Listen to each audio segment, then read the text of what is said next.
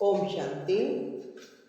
आज के अव्यक्त महावाक्य हैं 8/6/1973 के। टाइटल है जीवन के लिए 3 चीजों की आवश्यकता: खुशी, खुराक और खजाना। 3 चीजें जो हमारे जीवन के लिए बहुत जरूरी है वो है खुराक, खुशी और खजाना। जीवन में मुख्य 3 चीजों की आवश्यकता होती है। वह कौन सी है? चाहे वो अलौकिक जीवन हो, चाहे फिर वो लौकिक जीवन हो, दोनों में तीनों चीजों की आवश्यकता है। वह कौन सी है? एक तो चाहिए खुराक, दूसरा खुशी और तीसरा है खजाना। ये तीनों बातें आवश्यक है। खजाने के बिना कुछ नहीं होता और खुशी के बिना भी जीवन नहीं है ना। जैसे खजाना नहीं है तो बाबा कहता कुछ नहीं है, और खुशी जैसा खजाना नहीं है। तो ये तीनों चीजें यहां भी आवश्यक है। खुराक किसको कहेंगे? खुशी तो हुई प्राप्ति की, बाकी खुराक कौन सी है? खजाना कौन सा है? खजाना है ज्ञान का और खुराक है याद से। याद से जो शक्ति भरती है, जीवन की एनर्जी खुराक है। तीनों ही प्राप्तियां हो चुकी हैं या फिर हो रही हैं। बाबा ने ये क्वेश्चन किया कि तीनों ही प्राप्तियां हो चुकी हैं या अभी हो रही हैं। खजाना भी पूरा मिल चुका है, खुराक भी पूरी मिल चुकी है, खुशी तो फिर है ना। जब हम बाबा के बन जाते हैं तो ऐसी खुशी मिलती है, अविनाशी खुशी को कोई हमसे छीन नहीं सकता है। अखुट खजाना मिला है। अच्छा, उस अखुट खजाने को बहुत सहज अगर किसी को गिनती करके सुनाओ तो क्या क्या मिला है, तो किसी रीति से सुना सकते हो। किसको वर्णन करके सुनाओ तो ऐसे सुनाओ जिससे सहज रीति सारा खजाना आ जाए। सागर को गागर में समाकर दिखाओ। खजाने का वर्णन जरूर 1, 2, 3, 4 ऐसे गिनती का सुनाएंगे ना कि इतना खजाना हमारे पास है। तो बाबा ने कहा यहां भी 1, 2, 3, 4, 5 के अंदर ही सारा खजाना गिनती का सुना सकते हो। एक में इकट्ठी बातें आ जाती। एक बाप है और ज्ञान भी एक ही है। ऐसे एक का ही वर्णन करो तो कितनी पॉइंट्स आ जाएंगी। 2 का वर्णन करो तो 2 में भी कितनी पॉइंट्स हैं। 3 का वर्णन करो तो 3 में भी कितनी पॉइंट्स हैं। तो 1, 2, 3, 4, 5 इसमें ही सारा ज्ञान वर्णन कर सकते हो। जैसे खजाने को उंगलियों पर गिनती करते हैं, ऐसे आप भी इस ज्ञान खजाने को उंगलियों पर वर्णन कर सुना सकते हो। बाबा क्वेश्चन कर रहा है बच्चों से। ये क्लास कराना, फिर देखना कि क्या सारी पॉइंट्स आ जाती हैं। ऐसे ऐसे मंथन करना चाहिए जिससे सहज भी हो जाए और वही ज्ञान रमणीक भी बन जाए। 5 में सारा ज्ञान वर्णन कर सुना। खजाने को भी वर्णन करके सुनाने के लिए सहज तरीका यही है। छोटे बच्चे को भी सिखाते हैं 1, 2, 3, 4, 5 ऐसा ही तो सिखाते हैं ना। तो इस 5 में ही सारे खजाने का वर्णन हो। जितना बार खजाने का वर्णन करते हो या मनन में लाते हो, इतनी खुशी जरूर होती है। और खजाने को मनन करने से मगन अवस्था ऑटोमेटिकली हो जाती है ना। जब बाबा से मिले हुए खजानों को हम दूसरों को सुनाते हैं तो जो अंदर में एक एनर्जी सी फील होती है। क्यों? क्योंकि हम बाबा के प्यार में मगन होकर जब किसी को भी बाबा का परिचय देते हैं, बाबा की दी हुई बातों को सुनाते हैं, तो बाबा कहता है ऐसी अवस्था से एक ऐसी एनर्जी प्राप्त होती है कि अवस्था ऑटोमेटिकली खुशी वाली हो जाती है। तो बाबा ने कहा खुशी भी मिल जाती है और साथ साथ खुराक भी मिलती है और खजाने को स्मृति भी आ जाती। तीनों ही बातें स्मृति में है। इस जीवन को श्रेष्ठ जीवन कहा जाता है। याद की यात्रा में रहने से कोई करामात आती है, शक्तियों की प्राप्ति होती है। शक्तियों की प्राप्ति को करामात कहे। जैसे वह लोग कई अभ्यास करते तो इससे रिद्धि सिद्धि की करामात आती है। इस प्राप्ति को करामात कहे। जिस शक्ति के आधार से आप कर्तव्य करते हो उसको करामात कहे। करामात नहीं कहेंगे, करामात समझकर प्रयोग नहीं करते हो, लेकिन कर्तव्य समझकर शक्ति का प्रयोग करते हो। तो बाबा ने कहा कर्तव्य करने का तो फर्ज है, इस कारण स्वीकार नहीं किया जाता। यहाँ करामात की बात नहीं, इनकी इसको श्रीमत का प्रैक्टिकल कर्तव्य समझकर चलाते हो, उन मनुष्यों के पास करामात होती और आप लोगों की बुद्धि में आएगी श्रीमत, है ना। वो क्या करते हैं, दुनिया वालों को करामात दिखाते हैं, लेकिन हम बच्चे क्या करते हैं, बाबा के द्वारा दी हुई शक्तियों को श्रीमत के आधार पर यूज करते हैं। तो बाबा ने कहा तो श्रीमत और करामात में फर्क है। आप लोगों को शक्तियां प्राप्त होंगी तो स्मृति में आएगा, और श्रीमत द्वारा अथवा इस मत की यह गति प्राप्त हुई, करामात नहीं लेकिन श्रीमत ही समझेगी। करामात समझ शक्तियों का प्रयोग नहीं करेंगे, कर्तव्य समझकर शक्तियों का प्रयोग करेंगे। शक्तियां आनी जरूरी है, मुख में बोलने की जरूरत नहीं है, संकल्प से कर्तव्य सिद्ध कर देंगे, है ना। किसी को अगर हम कहकर उसके जीवन में सुधार कर रहे हैं तो बाबा ने कहा ये शक्ति वो शक्ति का काम नहीं कर रही है। अगर हमारे संकल्पों के द्वारा किसी के जीवन में परिवर्तन हो रहा है तो बाबा ने कहा इसका मतलब योग का प्रयोग करके आप उस आत्मा के जीवन को महान बना रहे हैं। तो बाबा ने कहा जैसे मुख के द्वारा कर्तव्य सिद्ध करने के अभ्यास में भी पहले आप लोगों को ज्यादा बोलना पड़ता था तब सिद्धि मिलती थी, अभी कम बोलने से ही कर्तव्य होता। तो जैसे यह अंतर्यामी वैसे यह प्रैक्टिस हो जाएगी। आपका संकल्प कर्तव्य को पूरा करेगा। संकल्प से किसको बुला सकेंगे, किसको संकल्प से कार्य की प्रेरणा देंगे, क्योंकि आगे चलकर जो शक्ति सबसे ज्यादा काम करेगी वो संकल्पों की शक्ति। लेकिन संकल्प शक्ति भी किसकी काम करेगी, जिसकी अंतरात्मा में बिल्कुल एकदम क्लीननेस होगी, लाइन बिल्कुल क्लियर होगी और बाबा से उसका पूरा पूरा कनेक्शन होगा। तो बाबा ने कहा यह भी शक्तियां हैं, लेकिन उसको कर्तव्य समझ प्रयोग करना है। यह प्राप्ति श्रीमत से हुई।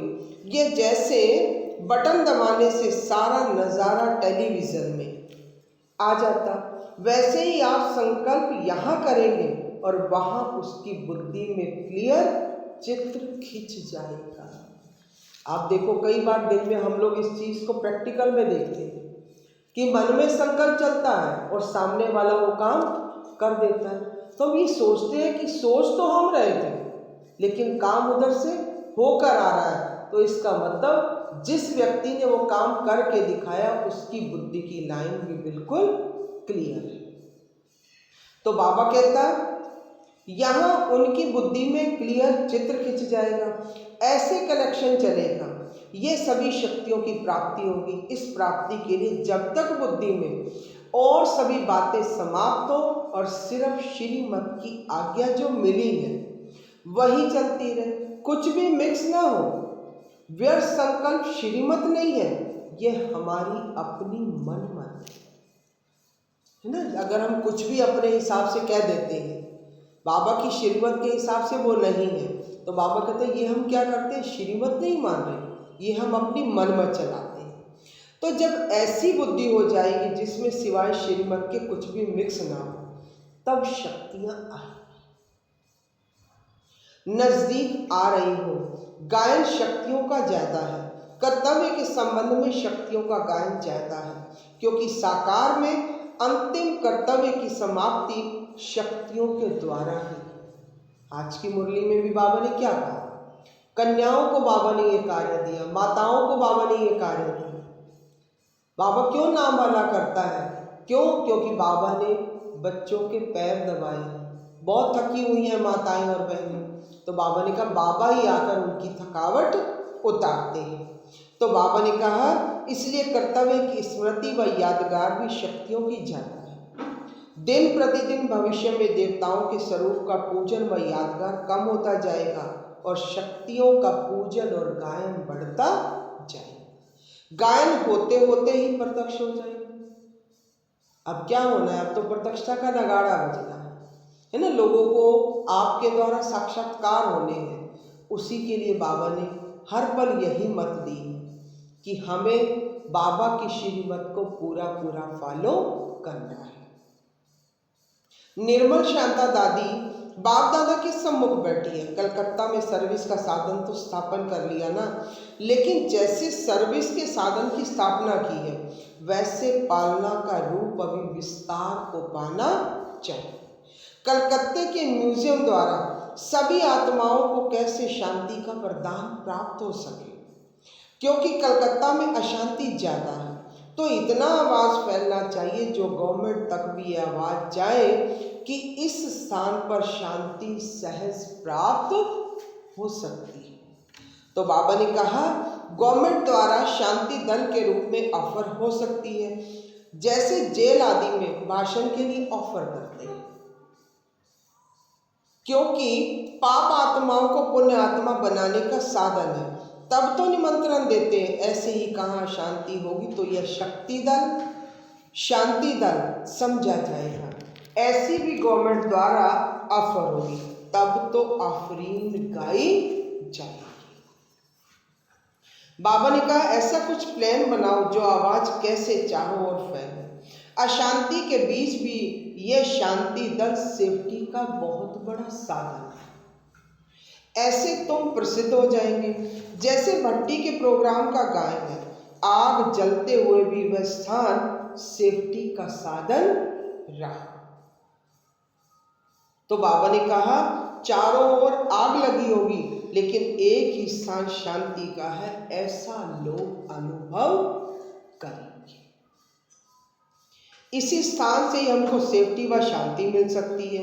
यह पालना का कर्तव्य बढ़ाओ। यह तब होगा जब कोई एक स्थान बनाओ जो विशेष योग अभ्यास का स्थान है, जिसमें जाने से ही ऐसा अनुभव हो ना मालूम हम कहाँ आ गए। स्थान भी अवस्था को बढ़ाता है। मधुबन का स्थान ही स्थिति को बढ़ाता है। क्यों? क्योंकि मधुबन का वाइब्रेशन ही ऐसा है। आश्रम पर भी अगर आप आओ तो देखो बाबा के कमरे में आप जैसे ही जाओगे तो आपको एक अलग हट के ऐसी टचिंग सी मिलती है, ऐसी अनुभूति होती है कि जैसे किसी शांत स्थान पर हम पहुंच गए हैं। तो बाबा ने कहा ऐसा कोई स्थान बनाओ जो कोई कभी भी परेशान दुखी आत्मा हो, चिंता में डूबी हुई हो, तो वह आने से ही महसूस करे कि हम कहाँ आ गए। बाबा कहता ऐसी प्लान है। अपने को सफलता मूर्त समझते हो, सफलता मूर्त बनने के लिए मुख्य कौन सा गुण धारण करने से सफलता मूर्त बन सकते हो। तो बाबा ने सुनाया सफलता मूर्त बनने के लिए मुख्य गुण चाहिए सहनशीलता, क्योंकि सारे गुणों में से सबसे बड़ा गुण है सहनशीलता। सहनशीलता और सरलता कोई भी कार्य को सफल बनाती है। जैसे कोई धैर्यता वाला मनुष्य सोच समझकर कार्य करते तो सफलता प्राप्त होती है, वैसे ही सहनशील जो होते हैं वे अपनी ही सहनशीलता की शक्ति से कैसा भी कठोर संस्कार वाला हो, कैसे भी कठिन कार्य हो, उनको शीतल बना देते हैं या सहज कर देते हैं। सहनशीलता का गुण जिसमें होगा वह गंभीर भी जरूर होगा, है ना। उसकी क्वालिटी कैसे दिखाई देगी। तो बाबा ने कहा जो गंभीर होता है वह गहराई में जाने वाला होता है, और जो गहराई में जाने वाला होता वह कोई भी कार्य में कभी घबराएगा नहीं।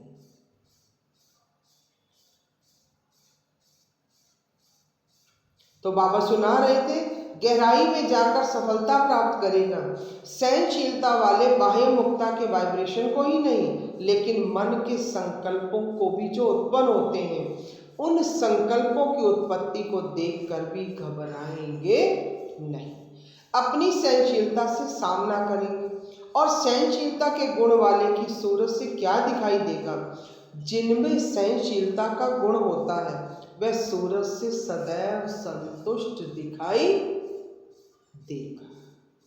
उनके नैन चैन कभी भी असंतुष्टता के नहीं दिखाई देगी। तो जो स्वयं संतुष्ट मूर्त रहते वही दूसरों को भी संतुष्ट बना सकते हैं। चलते चलते यह फरिश्ता अनुभव होगा। सहनशीलता बहुत मुख्य धारणा है। जितनी सहनशीलता अपने में देखेंगे उतना समझो स्वयं से भी संतुष्ट और दूसरे भी हमसे संतुष्ट है। तो बाबा सुना रहे थे, जितनी सहनशीलता अपने में देखेंगे उतना समझो स्वयं से भी संतुष्ट और दूसरे भी हमसे संतुष्ट। संतुष्ट होना माना सफलता मूर्त बनना। जो कोई भी बात को सहन कर लेता तो सहन करना अर्थात उसकी गहराई में चले जाना। जैसे सागर के तले में जाते तो रत्न लेकर आते, ऐसे ही जो सहनशील होते हैं वे गहराई में जाते हैं। जिस गहराई में बहुत शक्तियों की प्राप्ति होती है, सहनशील ही मनन शक्ति को भी प्राप्त कर सकता है। जो सहनशील होता है वह अंदर ही अंदर अपने मनन में तत्पर रहता है और जो मनन में तत्पर रहता वही मगन भी रहता है। तो सहनशीलता बहुत आवश्यक है। उनका चेहरा ही गुण मूर्त बन जाएगा। सहनशीलता की धारणा पर इतना अटेंशन रखना है। सहनशील ही ड्रामा की ढाल पर ठहर सकता है। अगर सहनशीलता नहीं तो ड्रामा की ढाल को पकड़ना भी मुश्किल है। तो बाबा ने कहा सहनशीलता वाला ही साक्षी बन सकता और ड्रामा की ढाल को पकड़ सकता। इतना अटेंशन इस पर है। सदैव कोई ना कोई गुण अपने सामने रख उतनी गहराई में जाना है। जितना जितना गहराई में आप जाएंगे उतना ही गुण की वैल्यू का भी पता पड़ेगा। और जितना जिस चीज़ की वैल्यू का मालूम होता उतना ही हर गुण को सहज ग्रहण करना या वर्णन करना सहज हो जाता है। लेकिन एक एक गुण की गहराई कितनी है ये जो जानते हैं ना, यही इतने वैल्यूबल बनते हैं। उनका ही पावन पर गुण संपन्न का होता है। अर्थात गुणों के आधार पर ही इतनी वैल्यू है। तो जिन गुणों के आधार से इतने वैल्यूबल बने हैं उस एक एक गुण की कितनी वैल्यू होगी, ऐसी गहराई में जाना है। और जितना स्वयं को वैल्यू का पता मालूम होगा उतना ही औरों को भी वैल्यू से सुनाएगा, है ना। किसी भी गुण की वैल्यू जितना हम खुद अपने जीवन में उतार पाएंगे उतना ही हम दूसरों को भी सुना पाएंगे। अच्छा, अपने को वैल्यूएबल की सीट में समझते हो। वैल्यूएबल का मुख्य लक्षण क्या होता है? क्वेश्चन किया बाबा। जैसे बाप दादा को त्रिमूर्ति कहते वैसे आप एक एक के मूर्त से तीन मूर्त का साक्षात्कार होता है। बाप तो तीन देवताओं का रचयिता होने के कारण त्रिमूर्ति कहलाते हैं, लेकिन आप एक एक की मूर्त से तीन मूर्तों का साक्षात्कार होता है। यह तीन मूर्त कौन सी है? शक्तियों द्वारा कौन सी तीन मूर्तियों का साक्षात्कार होता है? आप लोगों द्वारा अभी तीन कर्तव्य होते हैं। वहाँ कई आत्माओं के अंदर दैवी संस्कारों की रचना व स्थापना कराते हैं, तो ये स्थापना का कार्य भी करते हैं। और कई आत्माओं के संस्कार ऐसे हैं जो कुछ निर्बल है, अपने संस्कारों का परिवर्तन नहीं कर सकते या अपने संस्कारों को सेवा में नहीं लगा सकते। उन्हों को मदद देकर सहज आगे बढ़ाना, यह है पालना। बाबा का सबसे अच्छी पालना है। अगर कोई आत्मा कमजोर है तो आप अपने गुणों के द्वारा, शक्तियों के द्वारा उस आत्मा को आगे बढ़ाने का पुरुषार्थ करो। तो बाबा ने सुनाया पालना में छोटे से बड़ा करना होता है। और कई आत्माएं जो अपनी शक्ति से पुराने संस्कारों को मिटा नहीं पा रही, उन्हों के भी मददगार बन के उनके विकर्मों को नाश करने में मददगार बनते हो। तीनों कर्तव्य चल रहे हैं। इन तीन कर्तव्यों के लिए तीन मूर्त कौन सी? जिस समय कोई आत्मा जिस समय कोई आत्मा में नए दैवी संस्कारों की रचना कराती है, उस समय बनती हो ज्ञान। सुनो कितनी सुंदर बात कही बाबा ने कि जिस समय किसी भी आत्मा में नए दैवी गुणों की संस्कारों की रचना कराती हो, उस समय बनती हो ज्ञान मूर्त। और जिस समय पालना करती हो, उस समय रहम और स्नेह दोनों की मूर्ति की आवश्यकता है।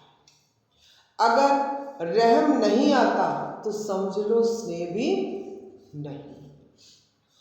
तो पालना के समय एक रहम दिल और दूसरा स्नेह मूर्त। जिस समय कोई के पुराने संस्कारों को नाश कराती हो, उस समय शक्ति स्वरूप और दूसरा रोग के बजाय रुहाब में रहना है ना। आप किसी से जबरदस्ती कोई काम नहीं करा सकते, रोब से कोई काम नहीं करा सकते। काम कराने के लिए जितना आप रूहानियत के रुहाब में रहो। अभी 2-3 दिन पहले भी मुरली में ये पॉइंट्स आए थे कि 3 गुण चाहिए, एक है रहम दिल, दूसरा रूहानियत और तीसरा रुहाब। आप जितने रहम दिल होंगे उतना आपके नैनों में रूहानियत रहेगी, और जितनी रूहानियत रहेगी उतना आपके नैनों को देख कर ही वो रुहाब उन्हें दिखाई देगा, तो स्वतः ही आत्मा पुरुषार्थ में लग जाएगी। तो बाबा ने कहा जब तक रुहाब में नहीं ठहरते तब तक उनके विकर्मों का विनाश नहीं करा सकते। जैसे अज्ञान काल में भी कोई की बुराई छुड़ाने के लिए रोब रखा जाता है, यहाँ रोब नहीं लेकिन रुहाब में ठहरना पड़ता है। अगर रुहाब में ना ठहरो तो उनके पुराने संस्कारों का नाश तुम करा ही नहीं सकोगी। बहुत सुंदर बात कही बाबा ने। शक्ति रूप में विशेष इस रुहाब की धारणा करती हो, इन गुणों के द्वारा यह 3 कर्तव्य करती हो। कोई में अगर रुहाब की कमी है तो पालना कर सकती हो, लेकिन उनके संस्कारों को नाश नहीं कर सकती। तो बाबा ने सुनाया सिर्फ तरस और स्नेह है तो विनाश कराने का कर्तव्य नहीं, स्नेह रहम नहीं तो पालना का कर्तव्य नहीं। आप देखो तीनों चीजें एक दूसरे से जुड़ी हुई हैं। तो बाबा ने कहा अगर एक नहीं तो 2 भी अपना कार्य नहीं करेंगे, इसलिए तीनों चीजों का हमारे जीवन में होना बहुत जरूरी है। तो बाबा ने सुनाया रुहाब ज्यादा है लेकिन रहम कम है तो पालना में इतने मददगार नहीं, लेकिन कोई के विकर्मों का नाश कराने में मददगार है। फिर नॉलेजफुल नहीं है तो नए संस्कारों की रचना नहीं करा सकती। कोई में कोई सा विशेष गुण, कोई में कौन सा विशेष गुण है, लेकिन चाहिए तो तीनों। अगर तीनों में से भी प्रैक्टिकल में समानता है तो फिर सफलता बहुत जल्दी मिलती है, नहीं तो कोई बात की कमी होने के कारण जो संपूर्ण सफलता होनी चाहिए और जल्दी होनी चाहिए, बाबा कहता फिर उसमें टाइम लग जाए, है ना। सफलता तो मिलेगी लेकिन उसमें बहुत समय लग जाता है। तो अभी लक्ष्य यही रखना है कि तीनों कर्तव्य करने के लिए यही मुख्य गुणमूर्त बनना है। बाबा ने कहा उसमें कमी ना हो, जिस समय को फिर समय को नजदीक लाएंगे। ये समानता लानी है जो बाप में सर्व गुणों की समानता है। अभी कोई में कौन सा गुण और कोई में कौन सी विशेषता है, इसलिए बाप और बच्चों में भी फर्क है। बाप दादा कौन सी गिफ्ट देने आए हैं, निराकार बाप की गिफ्ट कौन सी और साकार की गिफ्ट कौन सी है, दोनों गिफ्ट मिली है। दोनों की गिफ्ट एक ही है या अलग अलग है? गिफ्ट तो सबको मिली है, बाप और दादा द्वारा गिफ्ट मिलती तो सर्व आत्माओं प्रति गिफ्ट है। स्वर्ग का राजभाग वह तो सबको मिलता ही है, लेकिन जो अनन्य बच्चे स्नेही व सर्व कार्य में सहयोगी बनते हैं उन्हों को फिर अपनी अपनी गिफ्ट मिलती दोनों के द्वारा। साकार बाप दादा द्वारा एक ही विशेष गिफ्ट कौन सी है?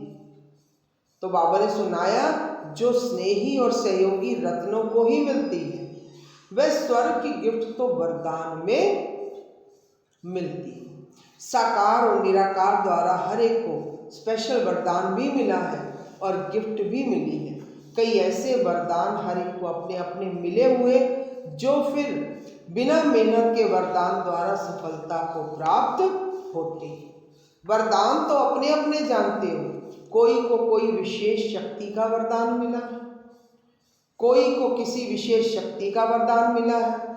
उन वरदानों का अनुभव भी हर एक करता है ना। फिर उन बच्चों को क्या मिलता है जो बाबा के स्पेशल बच्चे बनकर सेवा करते हैं, उन्हें बाबा की तरफ से स्पेशल कोई ना कोई शक्ति मिलती है। जैसे हम ही आज ज्ञान में निकले हुए हमें 14 साल हो गए और पहले दिन से ही जब से ज्ञान में आए बस एक ही नशा रहता है कि हम हनुमान हैं, इसके अलावा हमें और कोई नशा नहीं रहता। दीदी कई बार योग कराती थी, कहती थी ये सामान लेकर बैठो मैं दुर्गा हूँ। हमें कभी आज तक दुर्गा का सामान ही नहीं लिया। क्यों? क्योंकि एक ही मन में यही नशा है। शायद हरदोई वो नगरी है जहाँ सीता को रावण से छुड़ाने के लिए भगवान ने मुझे हनुमान का अवतार देकर भेजा। आज उसी नशे में रहते हैं, 14 साल से उड़ रहे हैं और आने वाले समय में भी सदा उड़ते हुए सबको उड़ाने की सेवा करते हैं। तो शक्ति जो बाबा से मिलती है उस चीज़ को हम अपने में फील करते हैं। ऐसा नहीं कि महसूस नहीं होता, क्योंकि परिस्थितियाँ भी आती, बातें भी आती, लेकिन हर परिस्थिति से निकलते हुए कहाँ पास हो जाती हमें खुद ही इस बात का पता नहीं चलता है। तो बाबा ने कहा फिर बाबा की तरफ से विशेष शक्तियों का वरदान मिलता है। तो बाबा ने कहा उन वरदानों को अनुभवी हर एक करते हैं। कोई को सर्व में सदा सहयोगी बनने का वरदान मिलता, किसको सर्व के स्नेही बनने का वरदान मिलता और किसको सर्व के संबंध में आने का वरदान मिलता। कोई को कोई भी समस्या आए उसको सामना करने की शक्ति का भी वरदान मिलता है। तो हर एक को अपना अपना वरदान भी मिला हुआ, लेकिन साथ साथ सबको गिफ्ट भी मिली हुई है। एक एक के अंदर देखेंगे तो सर्व शक्तियों में से एक शेष शक्ति वरदान रूप में प्राप्त है, जिसके लिए मेहनत नहीं करनी पड़ती, वो नेचुरल प्राप्ति है। एक दो के संबंध में आने से अनुभव होता है। जैसे एक दो के गुणों का वर्णन करते हो वैसे ही हर एक के वरदान का भी मालूम पड़ जाता है। लेकिन जो भी पर्सनल गिफ्ट होती है उससे विशेष स्नेह रहता है। वह कौन सी गिफ्ट है यह सोचना और दूसरा वह सोचना कि पर्सनल गिफ्ट को सदैव कायम रखने के लिए विशेष किस बात का अटेंशन रखने की आवश्यकता है। अमृत वेले बैठकर इस पर विचार सागर मंथन कर कि बाबा से हमें कौन सी शक्तियाँ मिली, कौन से वरदान मिले, कौन सा गिफ्ट मिला। बाबा ने कल सुबह के लिए होमवर्क दिया कि सुबह अमृत वेले बैठकर बाबा से इस बात पर चिंतन करना। याद की यात्रा से आत्मा में विल पावर आती है और जितनी जितनी विल पावर धारण करेंगे उतनी बुद्धि को जहाँ चाहे जितना समय चाहे उतना लगा सकते हैं। विल पावर कैसे आ सकती है? विल करने से, है ना। जब आप किसी चीज़ को विल करेंगे तब बाबा ने क्या आपके अंदर विल पावर आ जाएगी। विल करने की निशानी अपनी विल पावर से समझ सकते हो। सर्व शक्तियों को विल किया तो बाप सर्व शक्तियाँ विल कर देते। सर्व शक्तिवान साथी बन जाए और सर्व शक्तियाँ साथी बन गई तो फिर समझ लो विजय ही विजय है। भक्ति मार्ग में भी देखो, कोई कार्य करते तो समझते हैं, मालूम है पूरा हो या ना हो, इसलिए भगवान के ऊपर छोड़ देते कि हे भगवान आपका काम है, आप ही जानो। तो ये जो भक्ति मार्ग में संस्कार भरे हैं, बाबा कहता है अब ये क्या है, अब ये प्रैक्टिकल में किया है। भक्ति मार्ग में तो कहने मात्र था, यहाँ तो ज्ञान मार्ग में करके दिखाया है। ज्ञान मार्ग में करने की शक्ति, भक्ति मार्ग में कहने की शक्ति, रात और दिन का फर्क। वहाँ कहते थे और यहाँ सब कुछ प्रैक्टिकल में करके दिखाया है। तभी बाबा ने कहा विल करने से विजय ही विजय प्राप्त होती है। अच्छा, ओम शांति।